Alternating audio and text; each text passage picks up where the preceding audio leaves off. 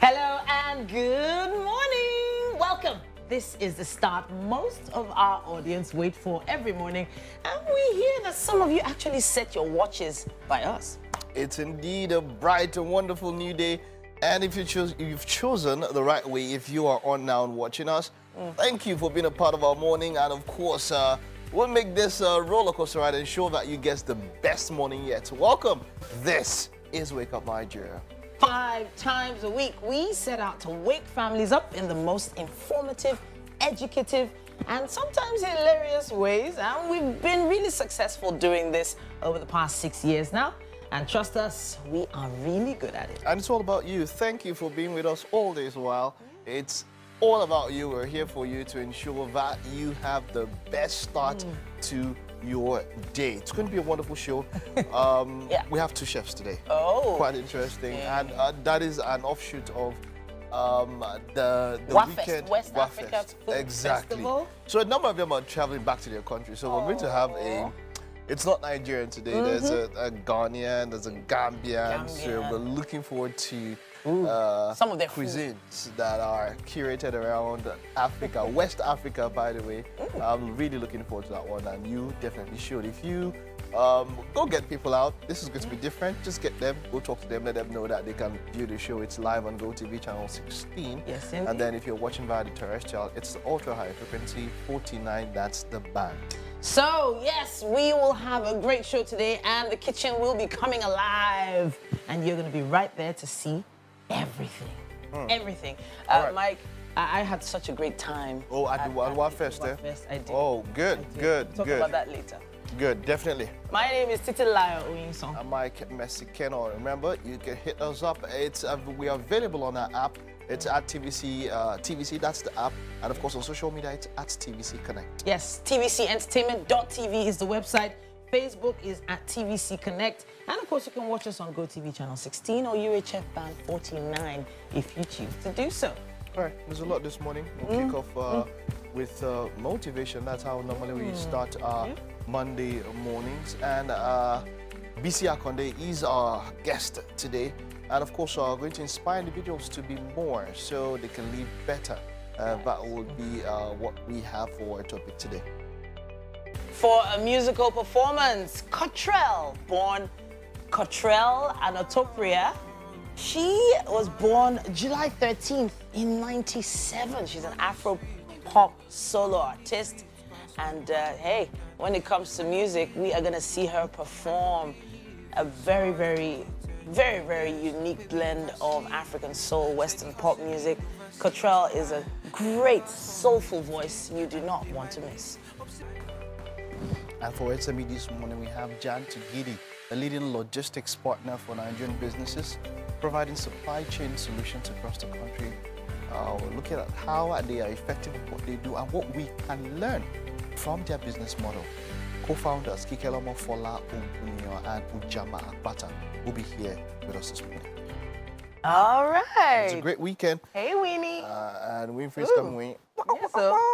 Really, Mike? Chicken noodle soup. Chicken noodle soup. Really? I like it, by the way. Very. So how was weekend? It was beautiful. Yeah, you guys got busy this whole weekend. So you want to tell us about it? Yes, of course. It was the pageant conference. Yeah. Amazing. Happened at Lagos Continental on Saturday. It was beautiful. Like every single person that was invited literally showed up. We had a packed hall. It was amazing, and it's been buzzing since then all over all pageant pages. Anybody you know that is in the pageant industry, even people that couldn't make it, were literally posting about it, tagging and all of that, and it's still literally going on. And I'm scared to open my Instagram, but it's amazing. Of course, Sissy was there as the host extraordinaire. Thank you, thank you, She did such an amazing job holding the crowd together. It was amazing. Thank you. It was amazing. It was actually really inspiring because it was the first time industry stakeholders in the pageant industry were all on one stage at once. Yeah. There was actually a heated debate that happened where they were calling themselves out anyhow. I was like, okay, what just happened? I had to be dodgy, as it. You guys. Oh, right. For a lot of other guys, it was big for guys and lovers of football, because of course the EPL got back this weekend, so a number, the guys are not going to be available as they normally would usually. So we should. The remote is going to be, there's going to be a problem with the remote at home this time. But it was quite a wonderful weekend. People call it the greatest show, and for me, well, okay, working on Saturday, and then it wasn't restful. It was I was moving around till very late last night, then early this morning. So it was quite a very hectic weekend. But we're here. It's Monday. We're here to set it off. And of course, Wafest.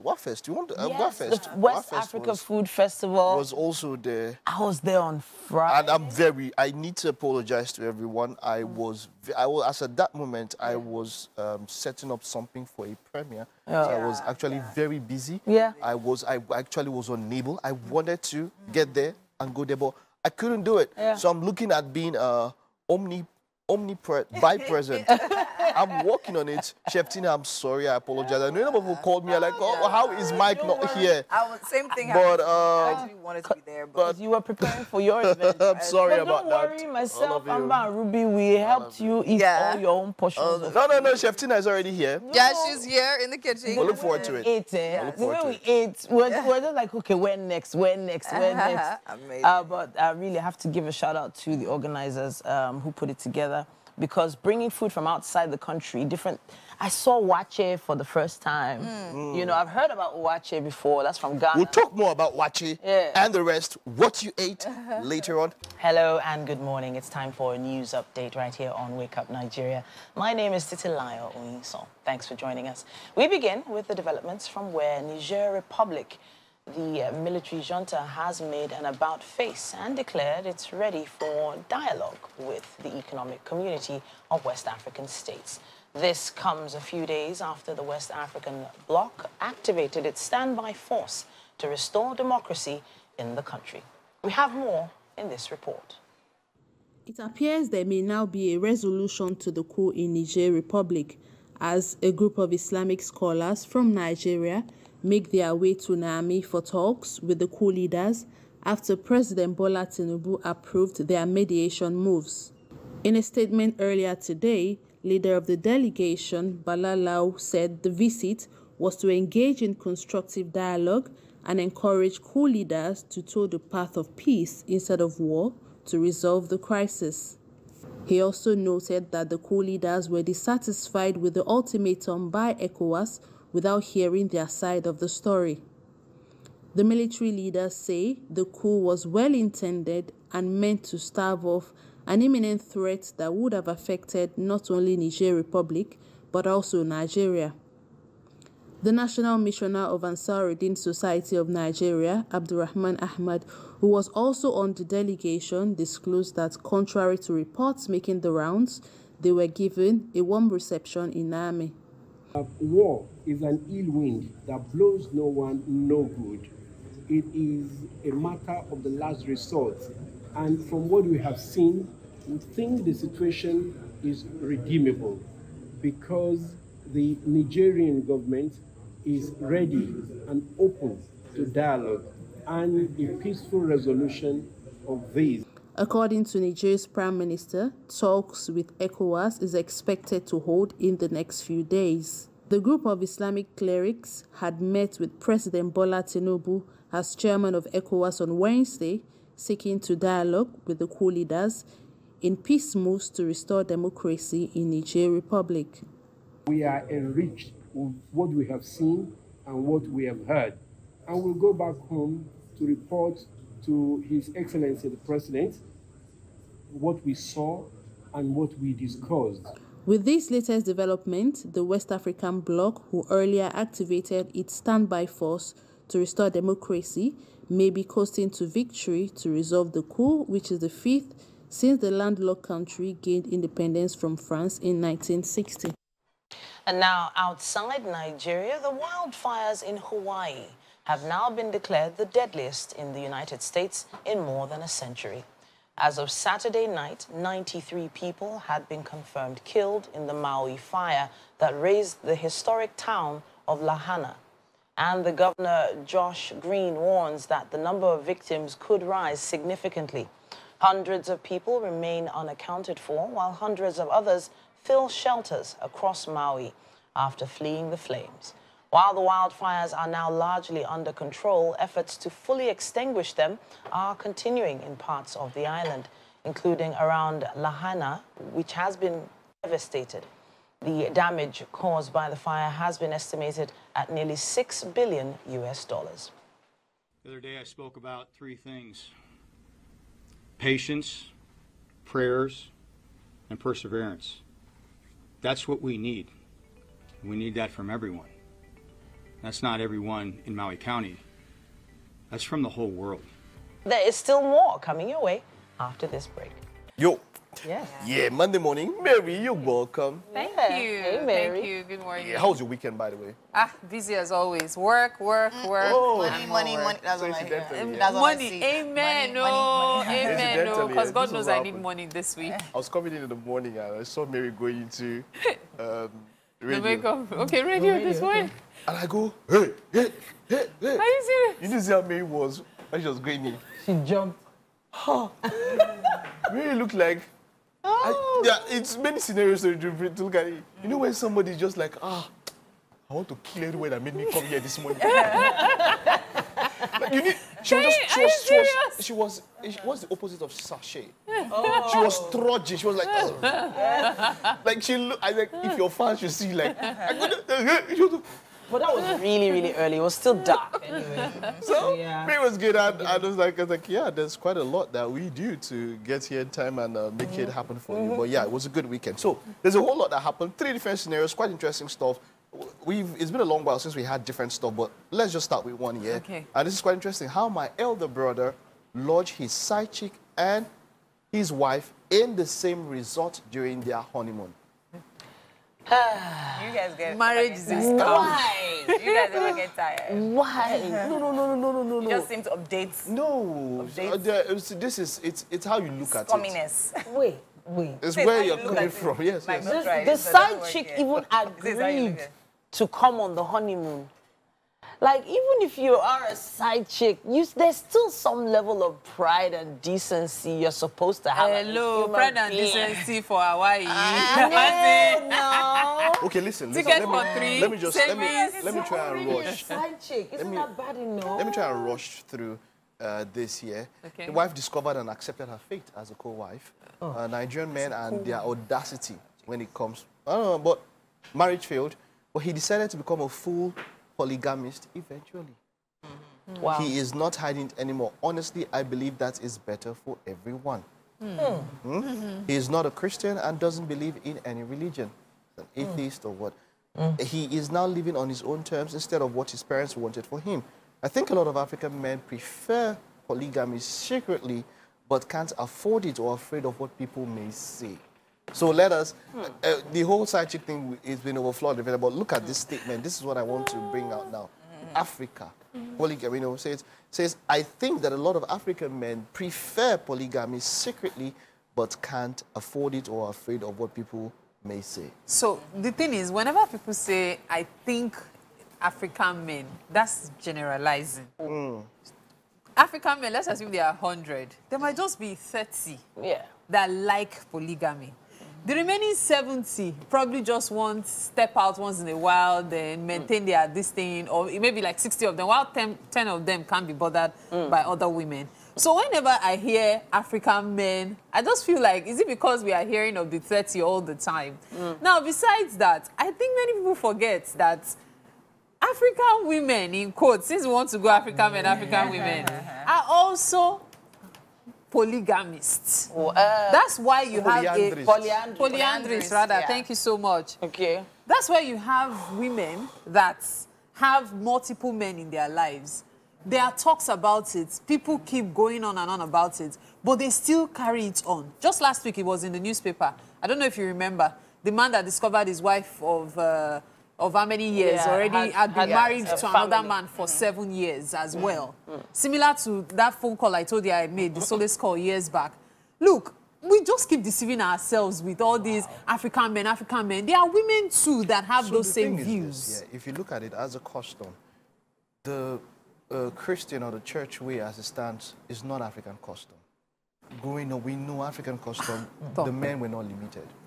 They could, in fact, a man's wealth then was by the number of children he had because of farming. So because he had to go to the farm most of the time, so the number of wives and children he had showed how wealthy he was. So if people allude to the fact that Africans tend to that more, it's because of going back in time, that is how it was as culture. So now this is what I... it has, things have evolved. I'm not saying that, I'm not trying to exculpate this as an excuse, but going back in time, the African men were... This is what I have to say, right, on these issues and issues like this, right? Whatever culture, whatever religion, whatever things are, especially the cultural part of things, these were rules still set by individuals, human beings. Do you understand? There is not, I don't think there's anything that, when African men were created, there was any manual that came with that said, okay, fine, as you live for your life to be better. Seriously, because in the end of everything, you talk about how, oh, it is a thing of pride for them to amass. That's literally just tending to his ego, literally. Greed, ego, selfishness, and so much more. That's the way I honestly interpret it, right? And the whole issue of, okay, whether you decide to or not decide to. And the truth, eventually he became a polygamist. Yeah. If that is what you want, if that is what from the beginning. That is literally... Which one is all these hiding under your church? That side chick, whether it's church, whether it's traditionalist, whatever you want to do. Men are doing it now. Don't marry a woman and then now eventually realize that, oh, discover yourself first. Is polygamy I want to do? I don't want to do one-on-one. Really, and then do that fully. But don't put somebody in your house with the idea of is me and you in this, and then eventually you now discover that it's polygamy that you want. That's just a lack of discipline. You did not discover. I think things are changing. Women are bringing more to the table because there was a time when, because of a lack of what they brought to the table, it always seemed like, okay, whatever happens, we'll just flow with it, you know. But things are changing. Women are becoming more... No, but do you realize that? Independent, yeah. That's, women have always brought to the table. As in, I find it sad. So now it's financially, that's why women have always brought to the table. Yeah. Do you know how some men became successful simply because of certain counsel they got from their more intelligent wives? Very true. Have we forgotten that children are said to get their IQ from their mothers? There are so many factors we can use. So all these women are bringing to the table, and with this woman, I won't marry her if she doesn't have a job. You will just lose out on all the other fantastic things she can offer you to make you a great person. Yeah. There are so many things that have to do with marriage. I don't know, maybe because of the solace calls and all that. I've had conversations with several married people over the years, and I realized that people miss the essence of what they are looking for in relationships. And that's why they end up unhappy. If you are realistic with yourself, you will not only learn a lot about the individual that you are, even as you are evolving, it's easier for you to move along with your evolution. Stop deceiving yourself. Look, what serves you now might not serve you in 10 years' time. You need to accept that. You know what happens, that is life. Mary, you know what happens? I have just spoken to Olamide. Olamide just told me now that there is no need for relationship on Wednesday. We'll just cut... Hold on. We'll just cut this segment. This clip, I'm playing. We'll just cut this segment. Seriously, guys. And put it on Wednesday. Relationship, forget about it. We'll see you after this break. Let's take a look at the headlines of the papers this morning. I'll kick off from the Daily Trust. Of course, I'm here doing this with Titi. ECOWAS and Niger's junta begin talks soon. With that, of course, this is coming in off what we heard over the weekend, that the military junta in Niger is ready to get to the discussion table or with ECOWAS, and for me that is quite a good one there. The riders, the annotations underneath that headline go on to say, military rulers accept dialogue, ulamas to brief Tinubu today. We sacked Bazoum to save Niger and Nigeria. Coupist. I am trying to understand how that works. Why we shunned Abdul Salami delegation, of course, remember the story about the Sultan of Sokoto and, of course, former head of state, retired General Abdul Salami Abubakar, who went to Niger for some sort of mediation, and they didn't get past the airport. Of course, there's a reason here, according to the copies that you can check out in the Daily Trust. Protests in Katsina for Bazoum's release, envoy 6 U.S. help. Let's take a detail. Let us talk about this one. Road crashes claim 4,387 lives in 6 months. And yeah, you know, this is one now. I mean, we all get to use the transport and all that. If a lot of us knew about this statistics, as it were, we will probably be more careful on the roads. Sometimes it's about actual individual carelessness. Sometimes it's about poor markings on the road, the actual state of the roads themselves, the state of the vehicles as well. Talking about this, I was on my way, my director can remember, I was on my way to work on Saturday, and there was this learner. There was a clear L behind. He was driving. He didn't have a side mirror.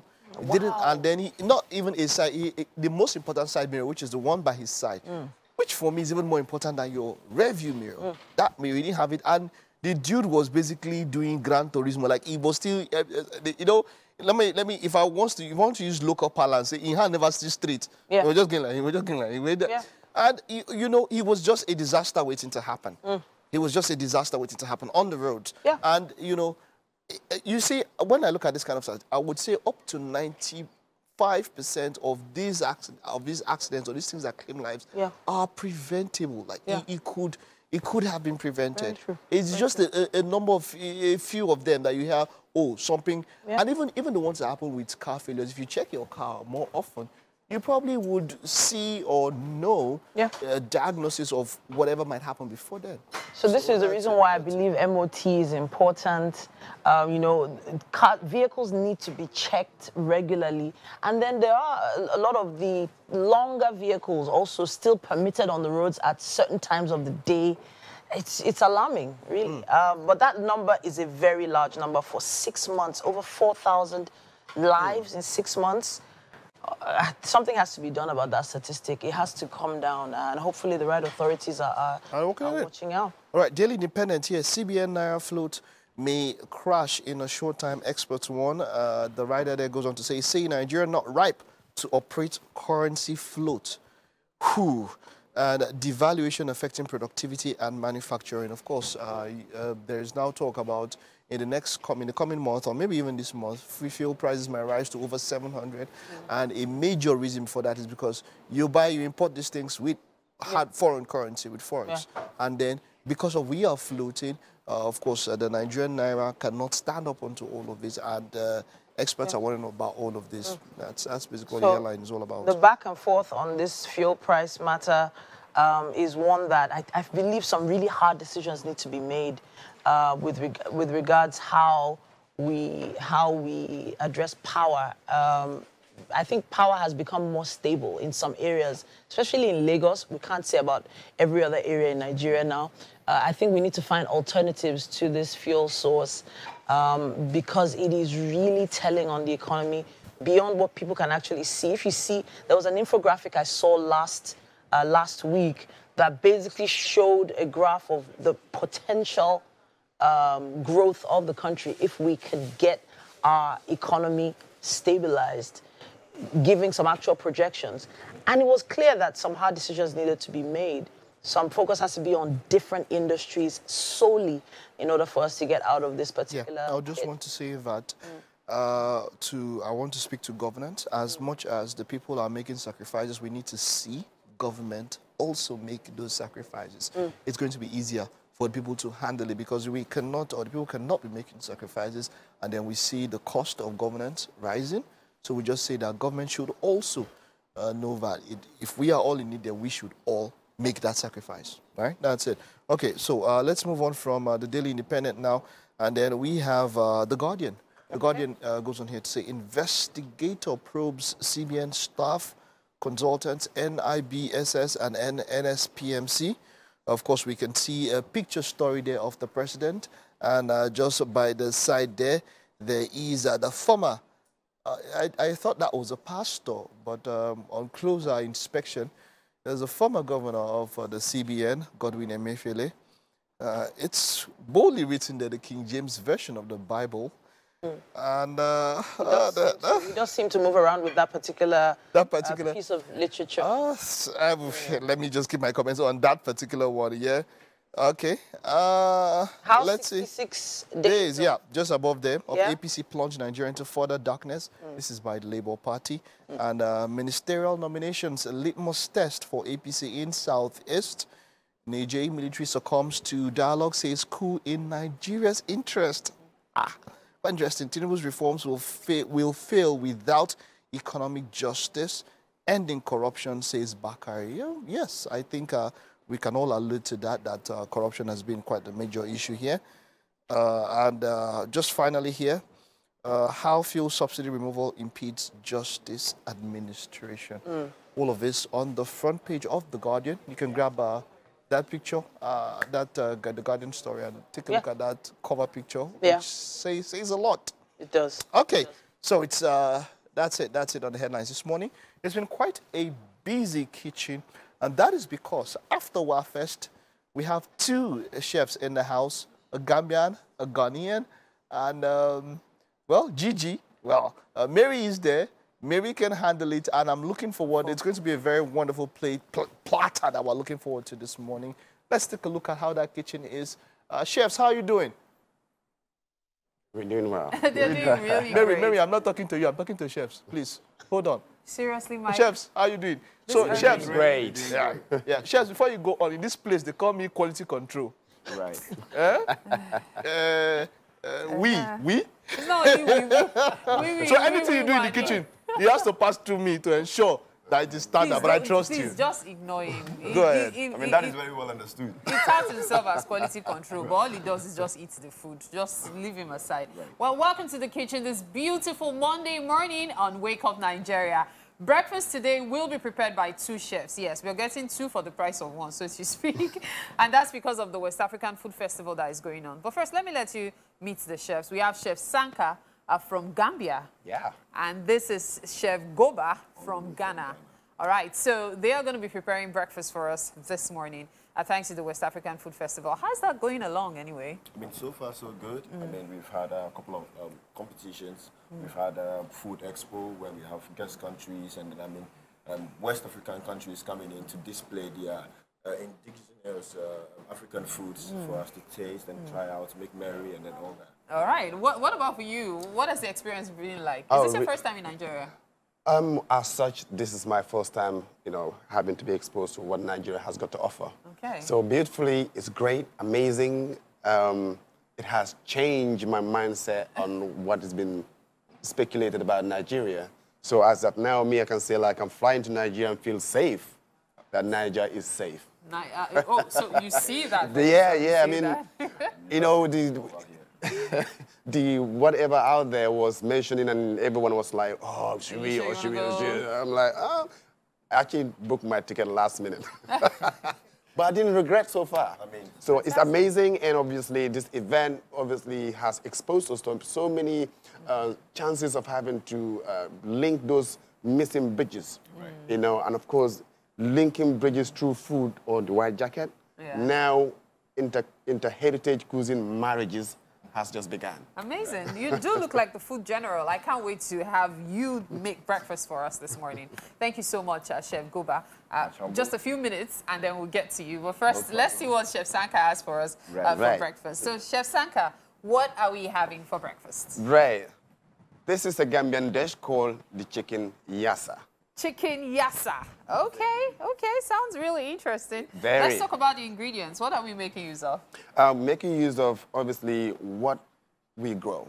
That is, the onion will be part of it. Okay. Carrot. Okay. Tomato. Okay. Bell peppers. Okay. Spring onion. Okay. Lime or lemon juice, whichever you have. A dash of oil. Chicken as the protein. And, of course, the chilies to just give the punch of those spices too. Yeah, I know you guys like a lot of pepper. I used to think we loved pepper until I tasted some Ghanaian and Gambian dishes, and I was like, we don't even know what pepper is yet. By the way, it's on your screen right now, the Gambian chicken yassa, which is what we're having for breakfast this morning.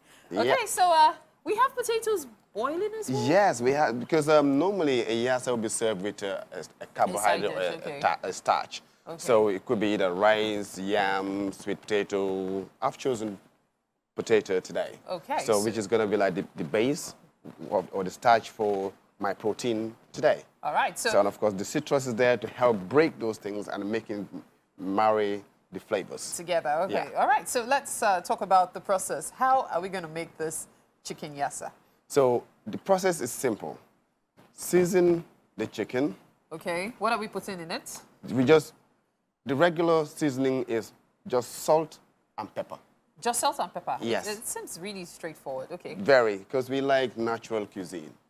Yes. All right. So heritage cuisine is all about natural ingredients. Okay, so obviously there are more, but this is pretty much the basic and the quickest, just you can do within 5-10 minutes and it's done. 5-10 minutes. I like the sound of that. Yeah. Anything that is fast is always good for us, especially when you work. Okay, so now let's see. After doing that with the chicken, so can we do that now? Yeah, sure. Okay, please. So basically, this is done. Now this is my salt and pepper. Okay. Right? Now we have a little bit of oil just to help make sure it's nice and moist. Okay. Right? So I'll use because chefs, we are very innovative. So in that, this is my mixer. Okay. Because, to make sure I don't come in contact with the raw meat, and of course having to cross-contaminate, that's a no-go area. Okay. So making sure everything is safe, that's the primary goal as a chef. So right now the marination is done. All I need to know is just to get it on the stove, get it cooking. Once this is about to be cooked, then now the vegetables can go in the last minute and the presentation You began. were definitely not kidding when you said it takes just a few minutes That's it. To get this done. So That's the chicken just goes in. That's it. More or less pancieres, so to speak.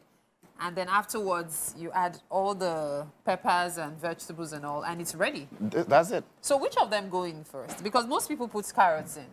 Right now, at this stage, this can all go at the same time because they are all thinly sliced. Thinly sliced. Yeah. And then, of course, the cooking process is just going to be like under 2 minutes. Aha, okay. Yeah. So it shouldn't be more. If it's more than 2 minutes, then you're killing all the nutrients that are available or to be benefited from them, thereby making you just fill your stomach with just food, but the nutritional value of it has just dropped. Anything that has pepper works for me, and that's the truth. So I'm good to go right now. Yes, I know. The pan is already waiting for That's you. it. The pan so is there's ready. no need to pour oil. You just, because you've put oil on the chicken, you just pour that's it. In that way, we're still living a healthy life. Okay. So this goes. You know, this is actually better than heating the pan and then you have your pan getting so hot and all. Simply oil the chicken and put it on, and then you pan-sear it. Pan-sear it. Isn't it a smarter way to Forget about it. Let it just do its own thing whilst we communicate. The best thing to do is having a lid over it to make sure, of course, this is ready. This is now talking my language of the chefs. It's talking your language to the chefs. I can get it. So breakfast is still cooking, and we've got Chef Sanka from Gambia making breakfast for us, thanks to the West African Food Festival, which is ongoing. I believe tonight is your gala night? Yes, it is. Ah. So come and experience or rekindle your lost taste buds, which obviously is it open to the public? Yes. It is? You can. Come and indulge. Are you thinking what I'm thinking? Because when you have a gathering of chefs, if you missed out on the event last Friday, you would understand. In fact, you'd really want to be a part of today's one because I'm sure it's going to be a whole lot more exciting. Oh, yes. All right, so let's quickly talk about what we've done so far. The chicken is still cooking. Okay. Low heat, and now heat is coming up slowly. Yeah. One thing that we normally should learn from this process, now you can see there was no oil added to it. Yes. But you can see the oil coming out. Yes. Because of the way we've done with the chicken, meaning having to dash a bit of oil on top of that. Yeah. And then now the chicken is cooking. Yeah, I see that. Great that you put in the heat a bit up, that's good. Then now the chicken got only about 4 more minutes to cook, and it should be good to go. Wow. So as it's cooking, this is ready. Now I'm gonna just take this one out at some point, add this one into all the vegetables together, and then the flavors will now start marrying and talking the language of eating. How you watch things on TV, and you want to be a part of it, but you don't know how to achieve what has been done.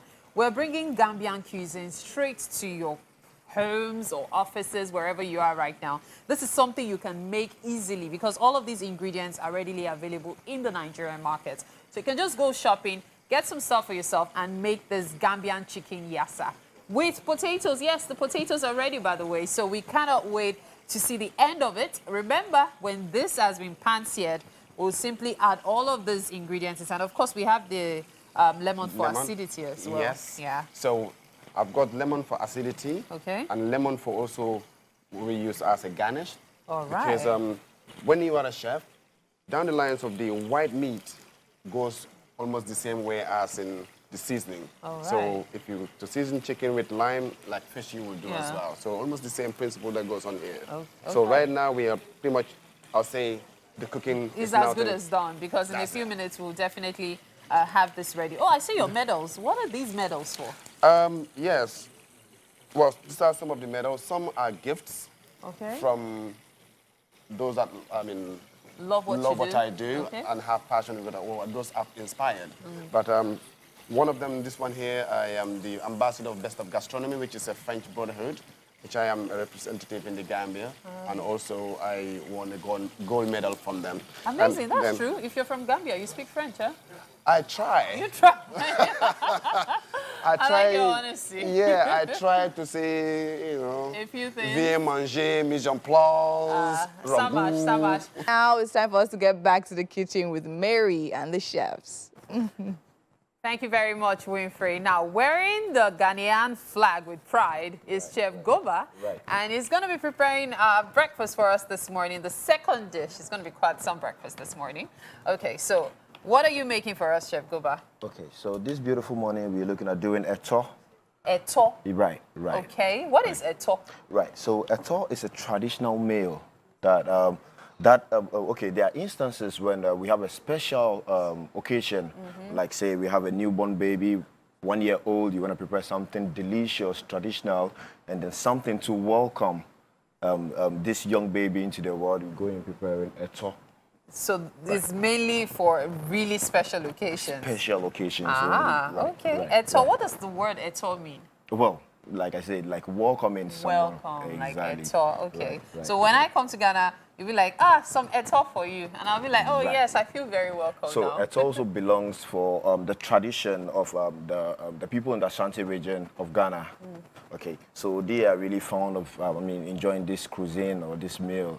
Yeah. Right. Okay. So let's talk about the ingredients. What are we making use of? Okay, so the master ingredients we're looking at using yam. Yam, which we're boiling already. Which is on fire, of course, simmering, and then we're looking at palm oil. Okay. We're looking at our stockfish, crayfish, of course.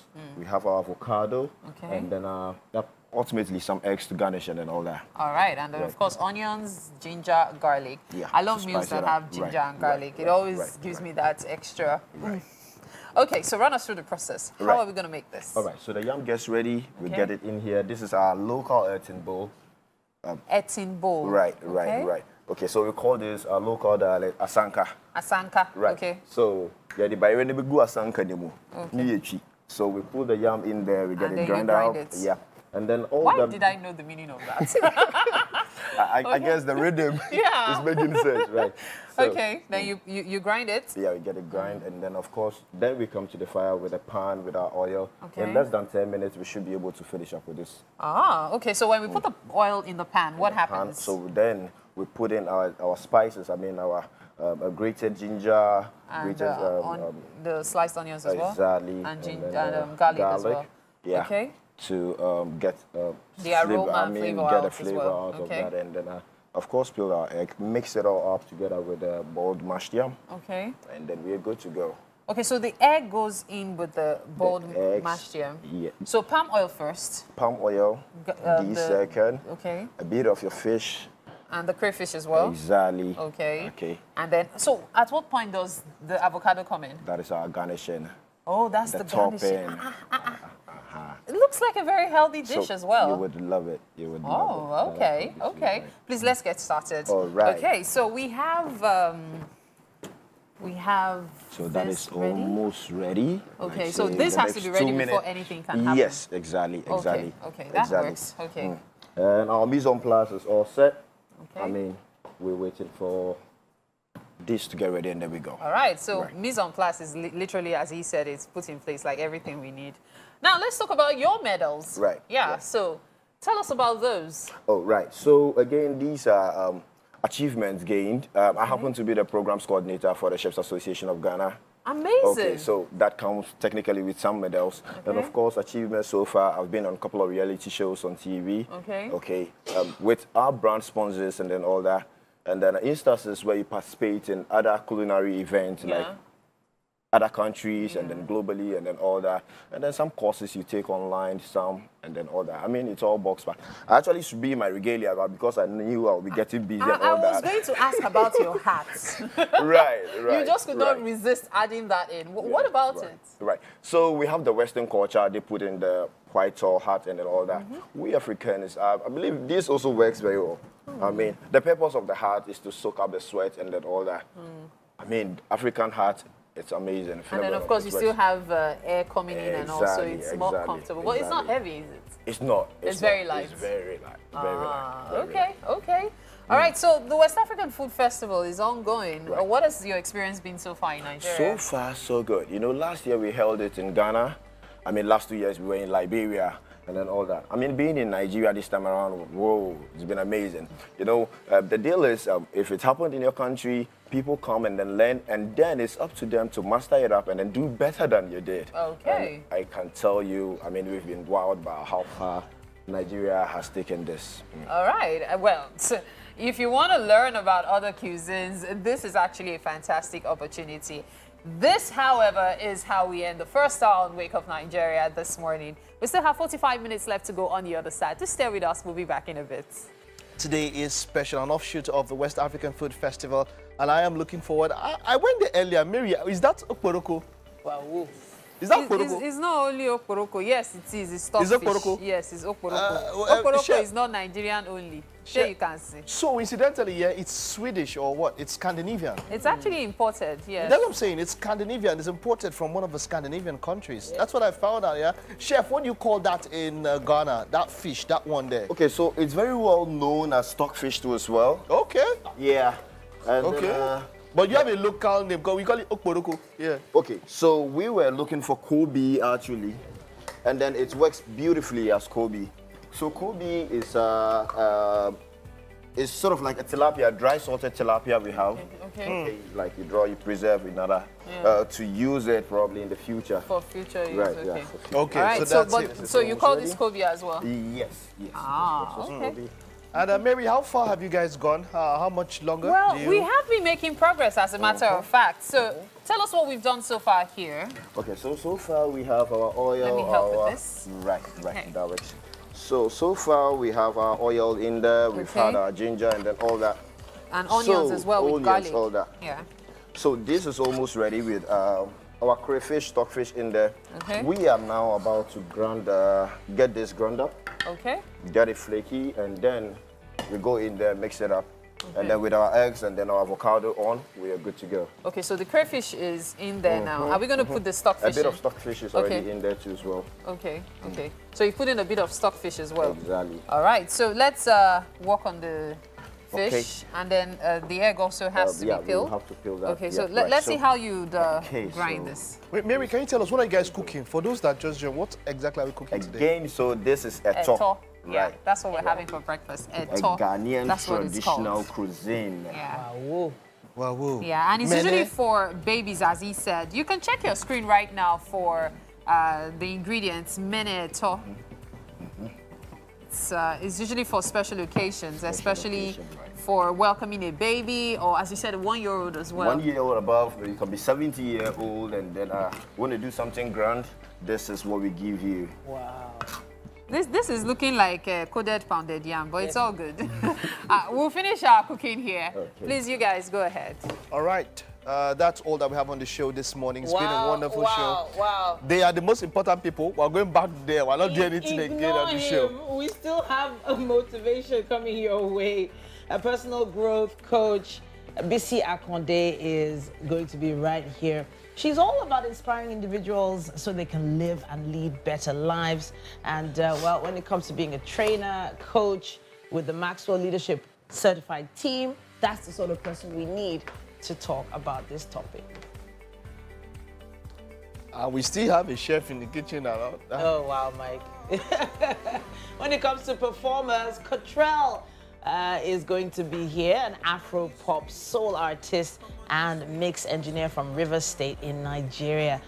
African soul and Western pop music is the kind of combo we expect from his performance later on. And on SME this morning, still the kitchen, because there's just so much that's just happening in the kitchen. Wow. Gantagidi is a leading logistics partner for Nigerian businesses, providing supply chain solutions across the country with colleagues working in more than 100 sites across the world. They deliver parcels so efficiently, and the co-founders, Kike Lomo, Fola Ogunia, and Ujama Akpata, are going to be here to talk about their journey. No, I'm not very adventurous when it comes to food. I'm not that adventurous. Really? And I think my director knows that.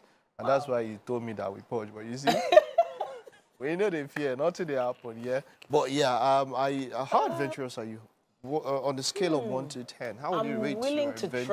I'm willing to try foods that are vegetable driven. Okay. Anything that was grown, I'm willing to try. Broccoli. Animals, I'm a little less adventurous about. With animals, yeah? Yeah, What's I don't think I would eat frog. I don't think I would eat crickets. It depends on how they prepare them. I don't know. If they prepare them well and you don't know. Well, then I didn't know. But anything that grows from the ground, I know God ordained we should eat it.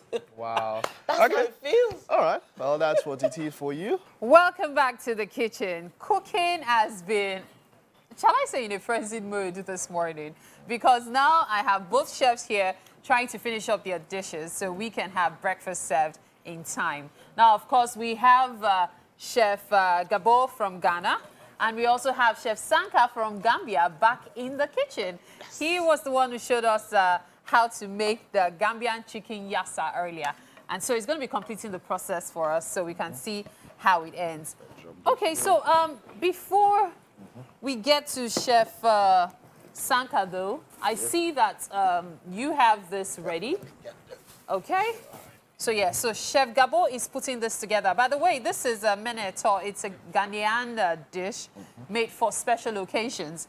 So what you've done so far here, after grinding the yam, you now poured in the mixture. The sauteed bean, ginger, all the spices. Okay. Within the palm oil, of course. Okay. And then, yeah. All right. So this the sauteed dish has palm oil, ginger, garlic, onions, stockfish, and crayfish. Exactly. Did you season it? Season to taste, definitely. Season to taste. Yeah, season to taste. All right. Right. Okay. So here's what we're going to do. We're going to see how you're going to finish this. Is this a finished process now? It's almost done. It's almost done. It's just for it to be fully immersed. Exactly. Exactly. All right. So both chefs are actually participants at the ongoing West African Food Festival. So that's how come we have the honor of them being in our Wake Up Nigeria kitchen today. So, well, I'm going to let you finish up with this. You're adding the eggs as well? Yes, yes. Okay, so while you're at it, let's take a look at what Chef Sanka is up to. So, Chef Sanka, yes, you've added onions to the chicken. To the chicken, yes. Okay. Just to make sure the flavors are marrying. Okay. And now I'm adding the rest. Okay, so all the vegetables are going in now, the peppers as well. The peppers. Okay. Why did you put the peppers first? Is this so as to reduce the intensity? Yes, and also to make sure they are cooked enough, because they're a bit thicker, and of course they got a bigger density than the rest. Okay. And I need them to be cooked so that they can infuse the flavors in the... Inside the dish. That's it. And then tomato goes in as well to break down the acids. The pepper as well. Yeah, pepper. A bit of lime. Then, that's good enough for it today. Or lemon, if you want to call it that way. So the spring onion always goes to the last. Okay. But of course the cooking process is done. It's all done. It's all done. So that's all we do for our yassa. This looks really exciting. That's it. And I have the rest. Okay. They don't really need cooking. All they need is just to take the chill off. All right. I mean, for the peppers and stuff like that. So now the Gambian dish is pretty much ready. And there's something really nice about, you know, crunchy vegetables when you're eating a dish. I don't know why people say, oh, I don't like it crunchy. I want it to just merge in my mouth. No, no. I feel like the crunchiness is part of it. It makes me feel like I'm eating something really healthy and delicious as well. You need to burst into their flavors so that it goes better and you feel the vibe in your body. Okay, so are the potatoes going to be served on the side or are they going into... So potatoes are going to be what we call like a bed. Okay. So the potatoes will be the bed as of course on the bottom. Okay. Together with the vegetables. Okay. And of course, we need a little more juice into it, which I'm going to add more of this lime or lemons into it. And then now our Gambian cuisine is set to be on the plate. As in, that was what I was thinking of. Yummy, yummy, yummy. So, I like it. So I'm using this here. Okay, so that's the bed you're creating. That's it. The potatoes. Potatoes. Okay. But you can choose any... yes, you did say. So I can put rice. You can use... In does fact, pasta normally, work? Pasta will actually work. Okay. It's just the option is your preference. Your preference. Okay, yes. so potatoes, either Irish or sweets, yam, rice, pasta, whatever carbohydrate works for you. Yeah. It's absolutely so perfect. it's you to determine what exactly you want on your yassa to be your best friend. Oh, this looks good. This looks really, really good. So basically, the chicken yassa is all good to go. Okay, so at this point, I wonder, if I was coming to your restaurant and you guys happen to be partners, which one would be the main dish and which one would be the appetizer? Here, I would say that would be the main dish. The main dish. Because it looks like a main dish, especially because of the yam. But this seems quite a mouthful to be an appetizer. I'm not quite sure, though the potatoes and the chicken can be turned to something snacky, so it can be an appetizer as well. Yeah. But it's feeling like a real full dish because of the vegetables. You can have this as a starter anyway. Oh, the starter, yes, yeah. Okay, okay. So now let's take a look at what you've done. Right. Yeah, so Chef Gabo. Goba. Oh, Goba, yeah, Goba. All right, but what does your name mean, by the way? Oh, that's my sign name, actually. Okay. I'm popularly known in the culinary industry. As Goba, okay. Okay. So the name is Livingston Goba. Livingston Goba. Goba works. Okay, sure. okay. Right. All right, so this is the final look of the menu tour. Hands or cutlery? You can go with cutlery, you can go with your hands. Because I know Ghanaians like... okay, okay.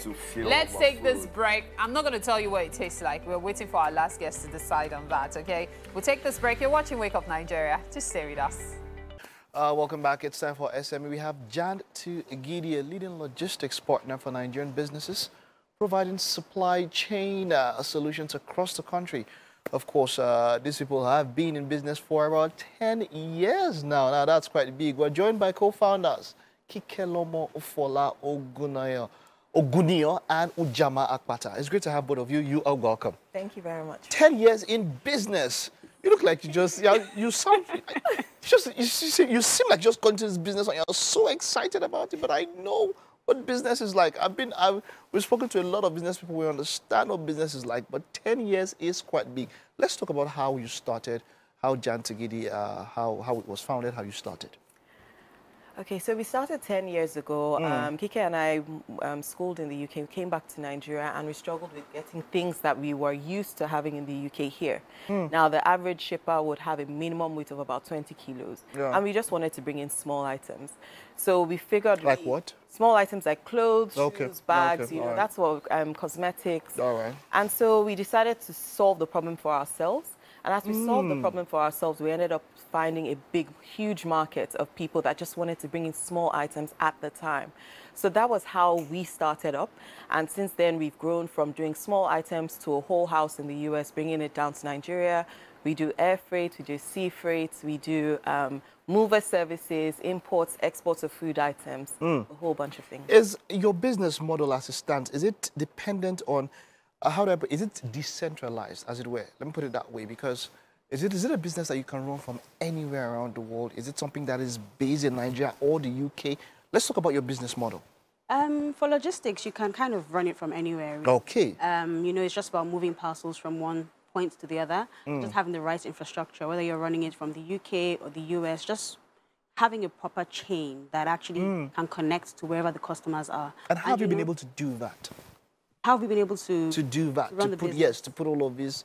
So from, as Amma said, from the beginning, we kind of had to search and build our own infrastructure from scratch.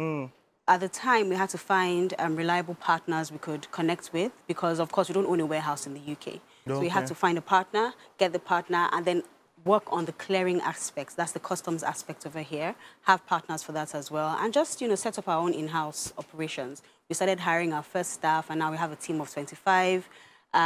We started in Lekki, a small office in Lekki Phase 1 after we left. Basically, we started as a side project. And then now a full-time job, got a small space, and now we're in a bigger space, and we've been there since 2015. So we've kind of been building. So let's get straight into the most important one. Let's talk about the challenges. How has it been running such a business? What challenges have you been able to face and overcome in the past 10 years while running this business? Where do we start? Where do we start here? I think the most prevalent, the most interesting one will have to be the exchange rate. You know, we import items for customers. So we've seen that one of the major challenges has been the buying power. Of course, when we started off, the exchange rate was about 180. Today we're looking at the dollar is about, I mean, the pound is about over 1,000 pounds, you know. You still have people that are shipping. You have businesses that are shipping things, but it's become more expensive. So that's one of the major challenges, the exchange rate. Another thing will have to be the policies that change regularly, dealing with customs, dealing with just importing items into the country. Those are some of the challenges faced. As a logistics company, dealing with staff, dealing with drivers, making sure that things are on time, but also managing the people that work to ensure that these things... How many staff do you have now? What's your staff? We have a team of 25. Oh, wow. And are they, where are they based? Are they... They're all based in Lagos. They're all based. Oh, they're all based in Lagos. They're all based here and all of that.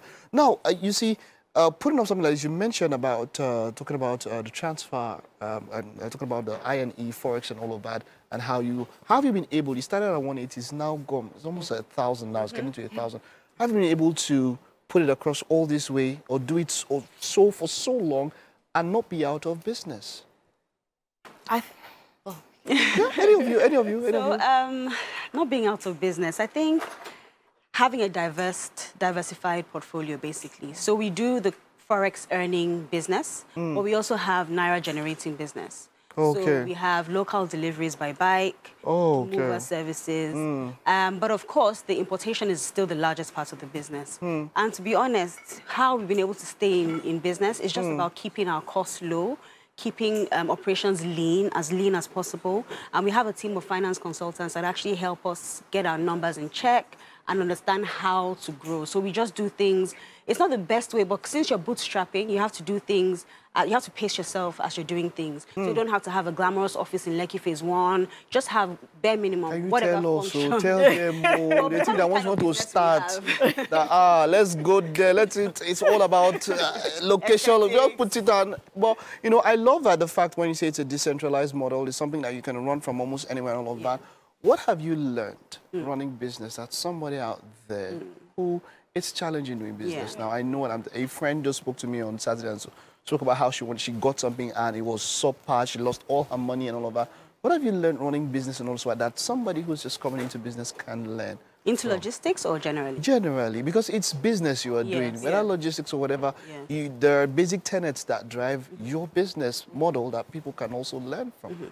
What is it? What is it that you can... Okay, for some of them, I would say, first of all, getting your books in order. So from day one, we kind of had an Excel spreadsheet. No matter how basic it is, just have a record of monies coming in and monies going out.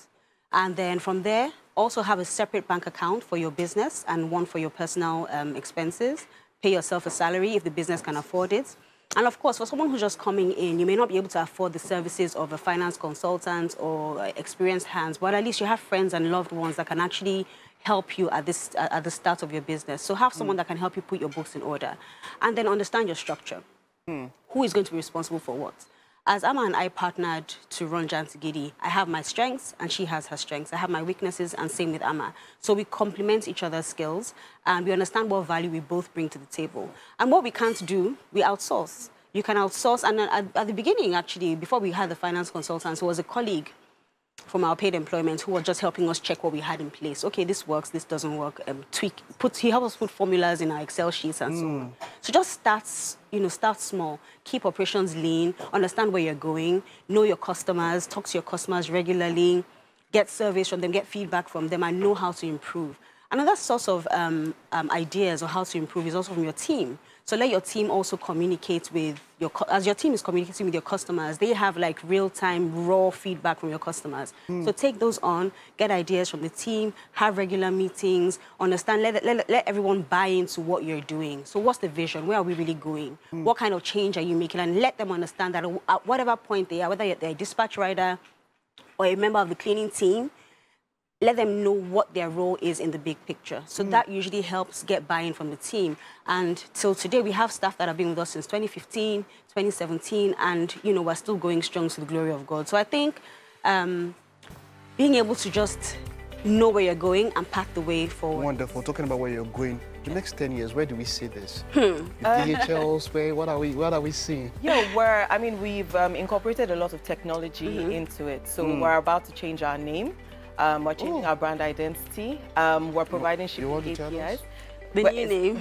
We'll be announcing it in a few weeks. Okay, so I thought you want to speak now. Incorporating technology, shipping APIs, we want to focus more on servicing businesses as opposed to customers. We want to be the individual. As opposed to individuals, yeah? As opposed to individuals. Them, but then there's a greater focus.